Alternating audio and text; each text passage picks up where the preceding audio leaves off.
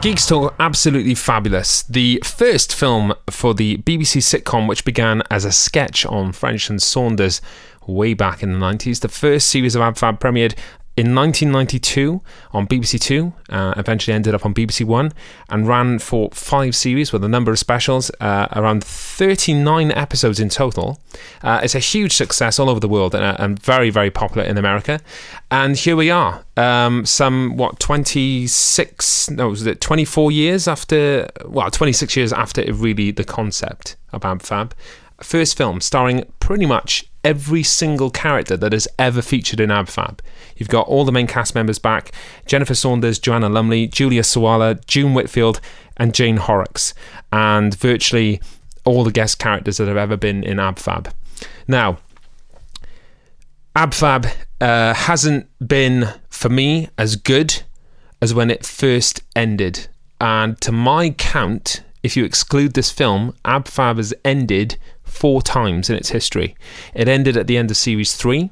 They did 2 specials called The Last Shout, and it ended there. And in my opinion, that's where it hit its peak. Then it came back around just under a decade later for Ab Fab 4 and 5, and ended again. And then it came back for 3 specials, 2 at Christmas and 1 Olympic special, and then ended again. And now here we are, Ab Fab the movie, made purely because of a bet placed by Dawn French on Jennifer Saunders that she would never write this Ab Fab film that they've always talked about. And just to prove her wrong and to sort of win the bet, she did. And here we are. Right? That's why this is all because of Dawn French in many ways. The original sketch and this film. So there's a precedent with sitcoms coming to cinemas. There aren't many good examples of sitcoms being transferred to film. Let's take a look at some of those very, very quickly. Are You Being Served? Not good. Till Death Do Us Part? Not good. Porridge? Well, it was all right. Dad's Army was just 3 episodes recycled on the big screen. And then you had, of course, the Dad's Army remake, which is a recast, slightly different. Probably the more recent ones, more successful, things like... I mean, The In-Betweeners, I think, is a great example of it done well. And then the flip side of that, as far as current sitcoms or very recent sitcoms go, is the Bad Education movie, which was terrible. Okay. And that's coming from someone that quite likes the sitcom. Yeah, it's not that I don't like the sitcom, then of course I wouldn't like the film, but I quite like the sitcom, but the film was just awful. It's this idea of trying to go bigger and better than the sitcom, and that's why I think The In-Betweeners really nailed it, is because they didn't try and go bigger and better, and they didn't find some stupid reason for them to be where they are and doing what they're doing. It was just... it's about a group of mates, and that group of mates just went on holiday and just did what they always do, but on holiday. I mean, we'll go into it more later, but to not break that trend, Ab Fab does go technically on holiday. I feel like they have to, because every other film has done it, but we'll go into that in more detail later. Funnily enough, Dad's Army is probably the only one that doesn't. Yeah, in both Dad's Army movies. Yeah, well, they go on a training exercise in the original one. Oh, see, technically. Mrs. Brown's Boys, actually, I don't believe that goes on holiday. Oh, I don't care. Okay, so absolutely fabulous. The story is Edina and Patsy. How much can we spoil on this? So we just go for it? Well, if people... Are we really spoiling the plot? Who cares? If people are still listening to us after last week, then I think we spoil as much as we like. This is true. So Edina and Patsy essentially, well, Edina more than anyone, accidentally pushes Kate Moss into the Thames whilst trying to poach her for her PR firm, and they have to go on the run. Although essentially that's quite a way into the film. It's kind of the second half of the second act / third act, I guess. It doesn't feel as...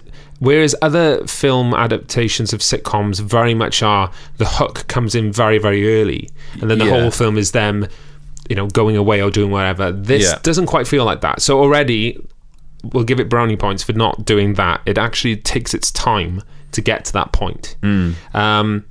first and foremost, I have to say, I rather enjoyed it. It was certainly better than I expected. I didn't have massive expectations because, as I've said, I don't think Ab Fab has been as strong or as witty as it was when it ended with The Last Shout, which I think was around 1995. 2 superb episodes, absolutely spot on. But do you think that's because the world in which it's set became less relevant in the intervening nearly decade? Well, to be honest, if you pitched Ab Fab back in 1992, I mean, how many people knew what PR was? I mean, even Jennifer Saunders has said in the past, when we were writing Ab Fab, we didn't think anybody outside of London would even understand what it was, and we were so surprised how people connected with Edina and Patsy. Obviously, I don't think they connected with them because they were PR. They connected with the women behaving badly element of it. In the same way that if you've never worked in an office, you can still enjoy The Office because of the characters. Yeah. Although I don't enjoy The Office, and I do work in an office. Well, we'll get to that in August when we review Life on the Road. But yeah, it's certainly better than I expected. That'd be the first thing I would say. I think is that your poster quote? Yeah, better than I expected. Ab Fab, better than I expected. Yeah. Thomas Evans, Geeks Talk Movies. Yeah. I'm so pleased they managed to get all the original cast back. I think it's wonderful that they've got and I mean, like, all the original cast, virtually everybody. In fact, it is easier for me to tell you who isn't back than it is for me to tell you who did come back. The only people not in this film are Justin, who is Edina's ex-husband. The actor died a few years ago, and thusly his partner, who was Paul Truman in EastEnders, but I can't remember his real name. He isn't in it because obviously there's no reason for him to be there.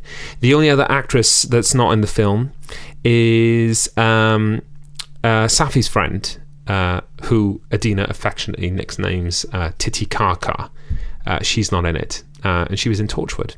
And apparently only because there was a scheduling conflict, and also not really... Well, I did actually read somewhere there wasn't really space for her to be in it, and I thought you managed to fit every other celebrity on the planet in the film. I'm sure you could have fitted in her. That's the only sort of shame, really. But apart from that, everybody's back, including people like Kathy Burke, who hasn't actually been in Ab Fab since The Last Shout, playing Magda, who was the magazine editor that worked with... Joanna Lumley's character, Patsy, and brilliant, really, really good. Kathy Burke is great in every way, fantastic. But even like people who worked on that magazine, actresses like Helen Lederer is back. You've got Marshall, Edina's other ex-husband, and his wife Beau. They're back. I mean, literally everybody who's been in it is in it, including Lulu and Baby Spice, Emma Bunton, who I have to say really impressed me. Have they been in Ab Fab before then? Lulu was always in Ab Fab. It was always the in-joke that the only celebrity that Edina had was Lulu. Oh, okay. And then when it came back for series 4 and 5, they kind of added on Emma Bunton as another one of those singers that were really big at one point, but not so much now. Yeah. I love how much humility they have in themselves. They really just go for it. I really enjoyed them in it. I thought they were both excellent. They were. Really, really good. Any thoughts on the cast and the cameos? In fact, I mean, there's a phenomenal amount of cameos, and did that bother you? Did that detract from the film? Not really, because a lot of them were at celebrity parties and things, and so it just fleshed out those parties. You know, I hate when you watch these films and they're supposed celebrity parties and no one there is anyone actually from the real world. So in the Iron Man films, when Tony goes to these celebrity shindigs and stuff, and I like the fact that, you know, at the very beginning of this, it's at London Fashion Week and on the catwalk, and it's showing you the crowd watching the catwalk, and every other face in that crowd is a face you at least recognise, even if you don't know who they are. They're people that you see on magazine covers and in adverts and in trailers for shit you don't watch, like Made in Chelsea, crap like that. Yeah. But you know, and I think that adds a certain realism to it, which I really like. There was a couple of cameos I thought really took me out of it. as much as I want to, I'm okay with spoiling the plot. I don't really want to spoil the cameos because some of them are really good. But then I guess it's a spoiler cast. So yeah, some of the cameos like Dame Edna. Blink and you'll miss it. Blink and you'll miss it. But I guess Barry Humphries is a supporting role in this film, and I guess maybe because you only see her from the neck up, so I guess maybe they said, "Have you got the wig and glasses with you?" Whack 'em on. Yeah, whack 'em on. The Joan Collins cameo, very odd. It was odd. But both of these cameos are in the final sort of 20 minutes of the film, or half hour of the film, at which point it just goes completely off the rails. Up until that point, so for its first hour or so, it's, essentially Ab Fab the movie. But then the last half hour, it just becomes this surreal farce of a thing. I don't ever remember there really being that sort of humour in Ab Fab. Not that just ridiculous's. To be honest, it was always exaggerated characters in a real world.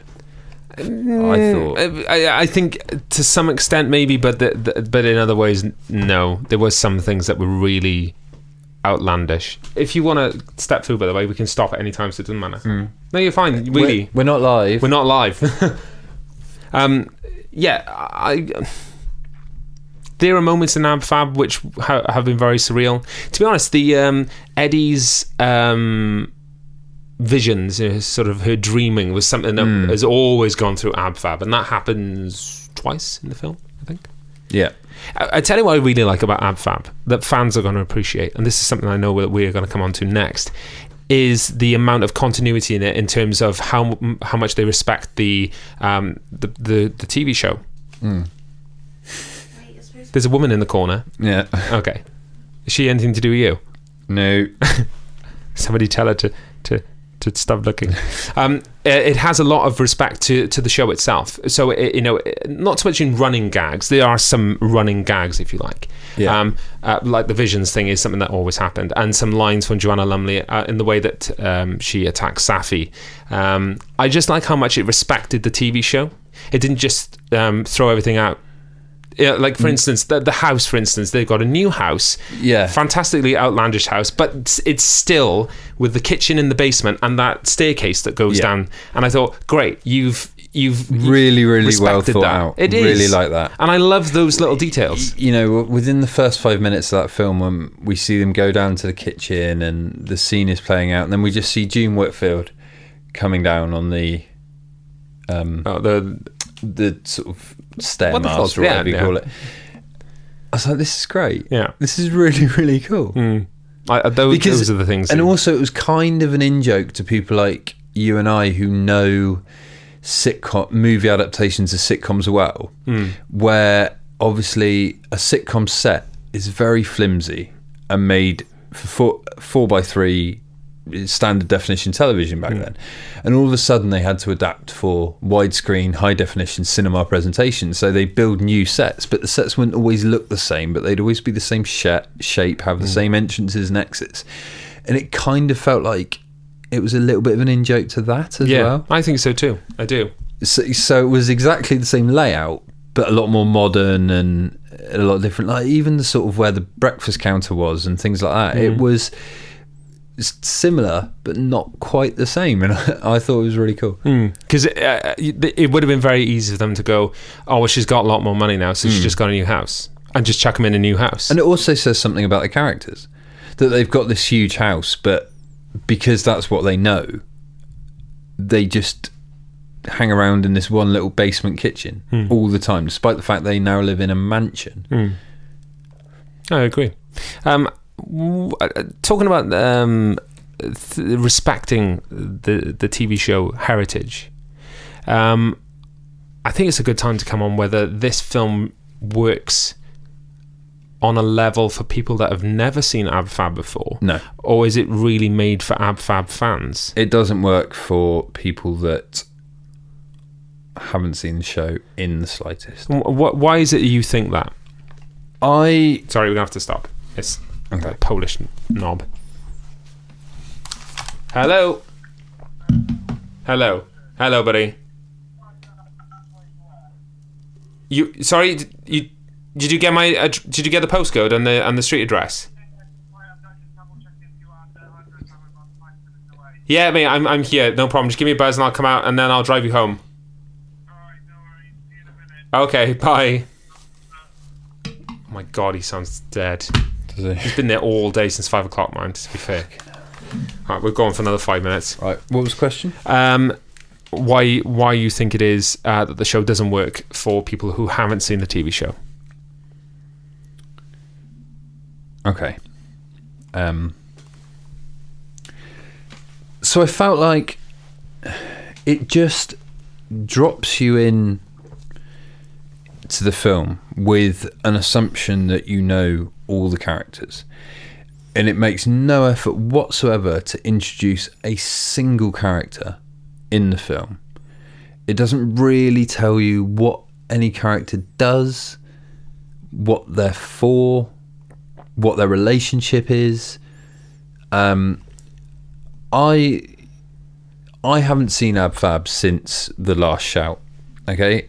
And when I say I haven't seen it since The Last Shout, I mean I literally, since that aired on TV, I haven't seen it. So while I know Ab Fab, I don't really remember it that well. So for me, there was definitely a lot of, right, who's this? What's happening? What's going on? And I think the film is definitely made for people that are already fans of the show. I don't think there is anything here for somebody that has never seen the show. I really don't.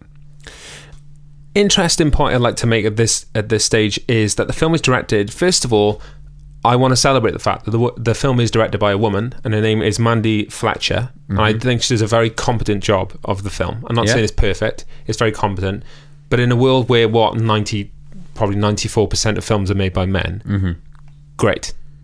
And why not, of all the films to be directed by a woman, Ab Fab, fantastic. And this is a woman that has worked on, believe it or not, she's not a film director, she is a TV sitcom director, and she has worked on things such as Butterflies, Blackadder, and Only Fools and Horses. Right, but never Ab Fab. But not, to my knowledge, Ab Fab. Oh no, let's scrap that.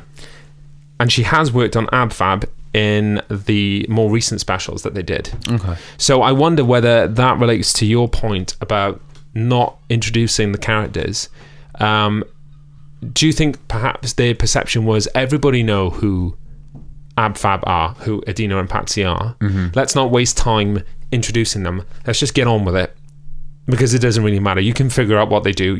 All you need to know is that they're quite old and they behave quite ridiculously, and let's just move on with that.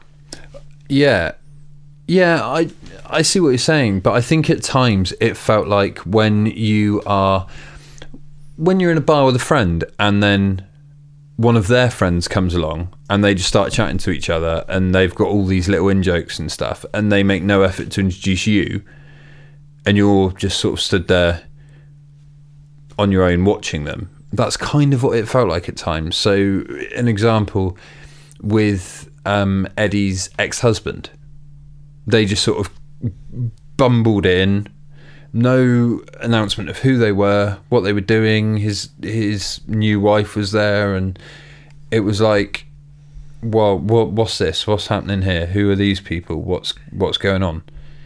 But then I felt that with Safi's daughter as well, and she's not a character from the sitcom, to my knowledge. She was introduced in a Christmas special after series 5, and Safi goes to jail at the beginning of the more recent episodes. I can't remember where her daughter is, but she is introduced because Safi had a partner when she was in Africa.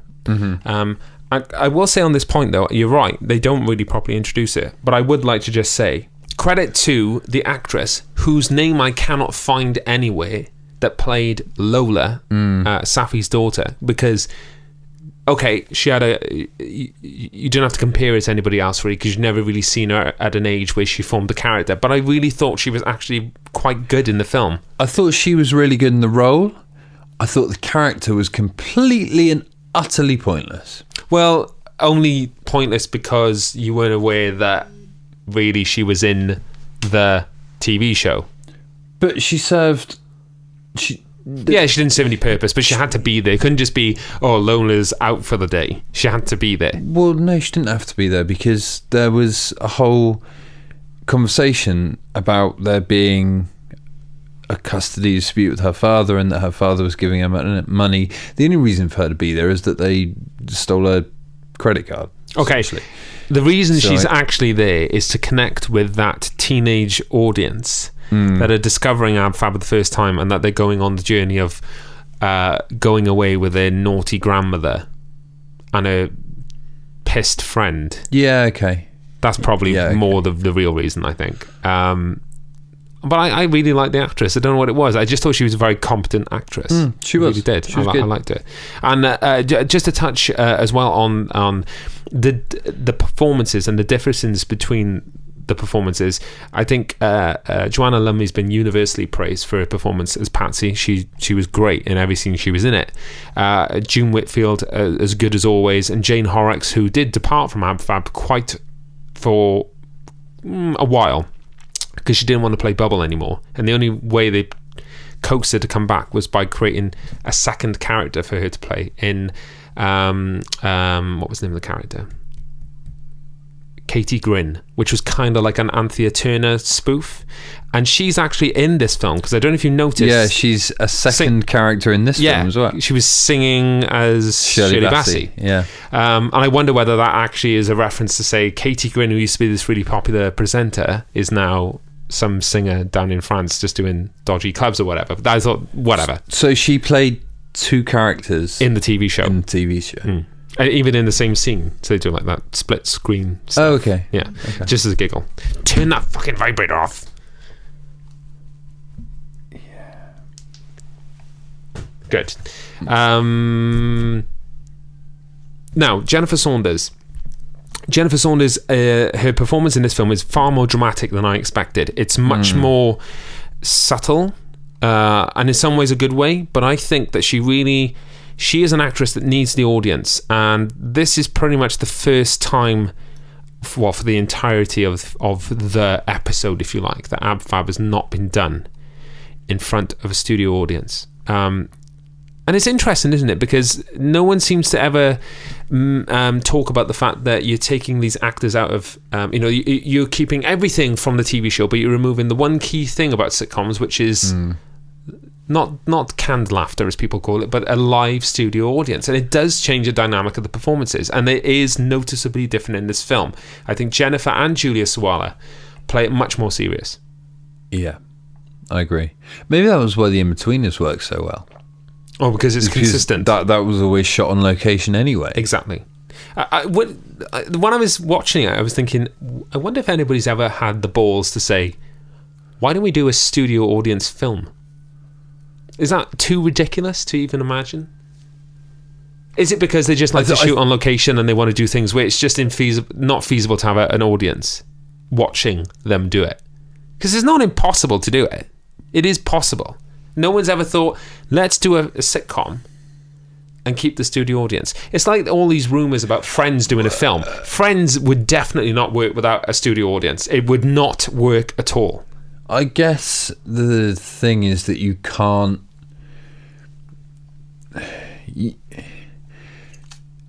People being in a room talking to each other and the comedy coming from that works for half an hour, but you couldn't do a 2-hour film the same way a sitcom works, where they had a scene in their lounge, then a scene in the local coffee shop, then a scene in their office, and then it cut to credits.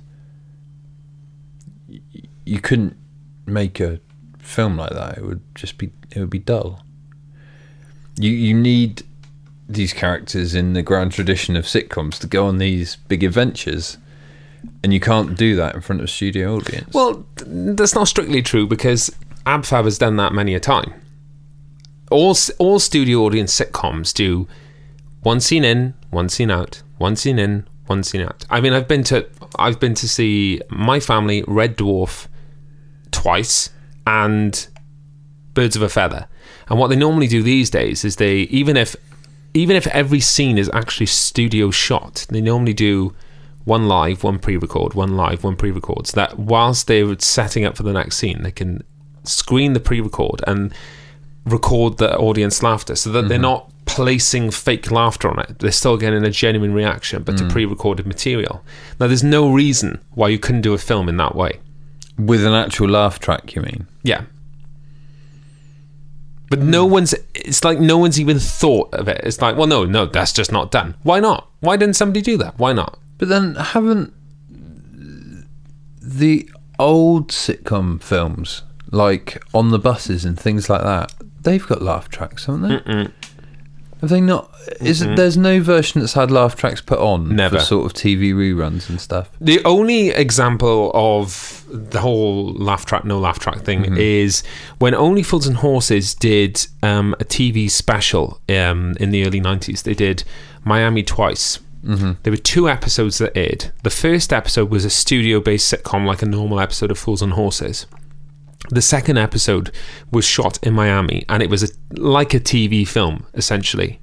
But when they released the episodes on DVD, they joined them together and they added a laughter track to the second episode. Because on TV, it was literally like a film, because it's all shot on location and shot on film. And it's weird because when they join them together, there's a definite point in the middle where it goes from video to film. But it's always weird like that with classic sitcoms. I remember Fawlty Towers used to be really bad for that because...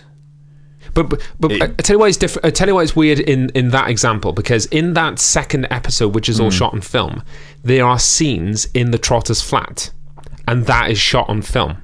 Whereas normally your sitcom is you got your video in studio and then the film location. Yeah. So you're right. You know, Dad's Army is a good example as well, where it's very sort of cheapy video quality, and then the film stuff looks quite smart, and the join is weird. And then in the Dad's Army film, again, this is an example of what I was saying earlier about them creating new sets for films that look kind of the same but different. So in the Dad's Army film, the church and the church hall and the office all look very different. And that's also an example of just how jarring it can be sometimes when you watch a film and this laugh track isn't there. Because with the Dad's Army film as an example, a lot of the jokes feel like they're falling flat even though they're not, because there's no laugh track. And I think this may have been the issue with Jennifer Saunders in this film. You know, she's not really done anything outside of comedy in front of an audience. Apart from Shrek. That's the only one I can think of. But I guess, you know, in Shrek, she still has people the other side of glass listening to her line delivery and laughing at whether she's funny or not. And so I think it was probably quite a jarring experience for her making this film, to not know at the time of delivery whether she was being funny or not, especially as she wrote the damn thing. So every single line in this film, she is on tenterhooks going, well, is this funny or isn't it? Whether it's her delivering it or not, you know, it's her script. So, but I'd add to that I think you're saying as well, there's nothing wrong with her performance. Absolutely not. No. Absolutely not. I just think it's, like you say, I think it is a little more dramatic than the character normally is. But then I guess the storyline written for her is quite a tragic storyline, really. Yeah, you could almost argue that she's at an age now where it really is becoming like it's no longer a joke. Yeah, she's not, oh, look at her refusing to grow up. It's sort of, this is getting a bit sad now. And was Patsy's drug use always so prevalent throughout the sitcom? Very much so. Because she's sort of rubbing cocaine onto her teeth every 30 seconds in this film. And hence why it really rustles some feathers back when it launched on BBC Two. I think they're more shocked than anybody that people took to this, and the BBC even allowed it to happen because they really did do some. They were pretty dodgy. I think the one thing I took from watching this film, I expected it to be a lot more inappropriate than it was. It was surprisingly not inappropriate. I thought it would be like, oh, they're really going to go for it.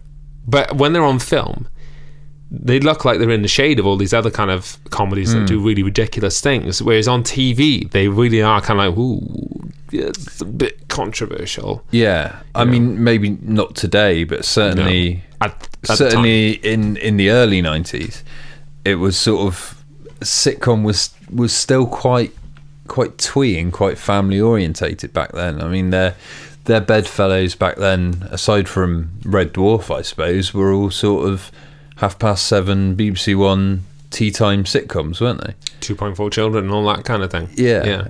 Whereas now, we have the In-Betweeners and The Office and the IT Crowd, Black Books. Sitcoms are more often risque and adult orientated and full of adult humour than, we don't really do tea time family sitcoms anymore. And like you say, I saw trailers for 3 or 4 upcoming comedies before this, and even the trailers for all of them were more outrageous than this film was. So I guess it's what you're comparing it to, and it shows how times have changed, times have moved on. And this, I think, goes back to what I was saying about, has the humour got worse, or has it just become less relevant? Has it become less shocking? Because films like this are a dime a dozen now.